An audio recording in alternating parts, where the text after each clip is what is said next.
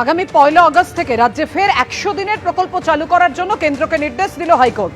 কোনো কেন্দ্রীয় প্রকল্পকে অনন্তকালের জন্য ঠান্ডা ঘরে পাঠিয়ে দেওয়া যায় না, এমনই মন্তব্য হাইকোর্টের প্রধান বিচারপতির। দুর্নীতি রোধে যে কোনো ধরনের শর্ত আরোপ করতে পারবে কেন্দ্র, নির্দেশ দিলেন প্রধান বিচারপতি। শুধু পশ্চিমবঙ্গের জন্য বিশেষ শর্ত আরোপ করতে পারবে কেন্দ্র, যে কোনো ধরনের নিয়ম তৈরি করতে পারবে কেন্দ্র, নির্দেশ মাননীয় প্রধান বিচারপতির। কেন্দ্র চাইলে পোর্টালের মাধ্যমে সরাসরি নির্দিষ্ট ব্যক্তির অ্যাকাউন্টেও টাকা পাঠাতে পারবে, এমনই নির্দেশ হাইকোর্টে। দুর্নীতি রোধে প্রয়োজনীয় নজরদারিও চালাতে পারবে কেন্দ্র, নির্দেশ প্রধান বিচারপতি। রাজ্যের সব জেলাতেই তদন্ত চালিয়ে যেতে পারবে কেন্দ্র, এমনই নির্দেশ দিলেন মাননীয় প্রধান বিচারপতি।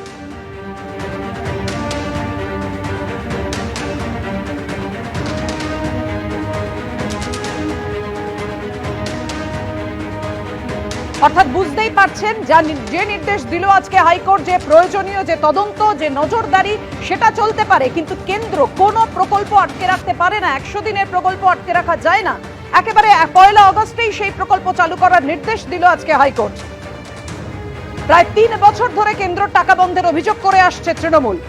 রাজ্যের সব জেলাতেই যেমন তদন্ত চলবে, নজরদারি চলবে, পশ্চিমবঙ্গের ক্ষেত্রে বিশেষ শর্ত আরোপ করতে পারবে কেন্দ্র, কিন্তু কোনো প্রকল্প বন্ধ রাখতে পারবে না।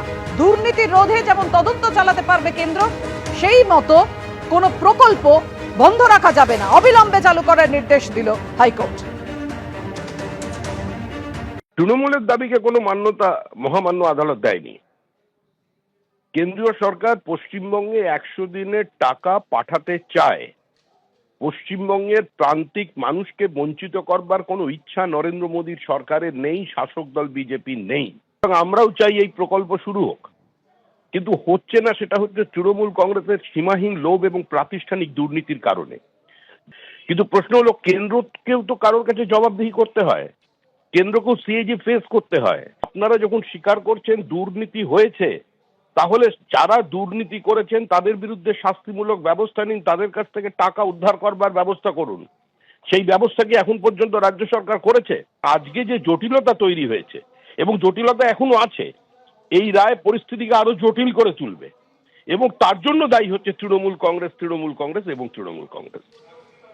সারা ভারতবর্ষের প্রত্যেকটা রাজ্যে, প্রত্যেকটা জেলায় 100 দিনের কাজ চালু আছে। 100 দিনের কাজের আরো একটা বড় দিক হচ্ছে এটা ডিমান্ড ড্রিভেন, অর্থাৎ এখানে কোনো নির্দিষ্ট টাকা নাই, যত টাকা দরকার তত টাকার কাজ হবে। একমাত্র রাজ্যে ব্যতিক্রমী পশ্চিমবঙ্গে, যেখানে 100 দিনের কাজ বন্ধ হয়ে আছে দুর্নীতির কারণে, চুরি বাটপাড়ির কারণে। আমার বক্তব্য হচ্ছে, চুরি যারা করছে তাদের যারা চোর, কিন্তু সাধারণ মানুষ যারা কাজ করার বিনিময়ে অর্থ রোজগার করে, তাদের জন্য এই কাজ বন্ধ হয়ে যাওয়াটা কিন্তু দুর্বিষহ। তাদের অভাব বেড়ে যাচ্ছে, দারিদ্রতা বাড়ছে। ন্যায়ালয় যে রায় দিয়েছে, এটা আমি মনে করি পশ্চিমবঙ্গের যারা গরিব মানুষ, দরিদ্র মানুষ, তাদের মুখে অন্ন জোগাড় করেছে।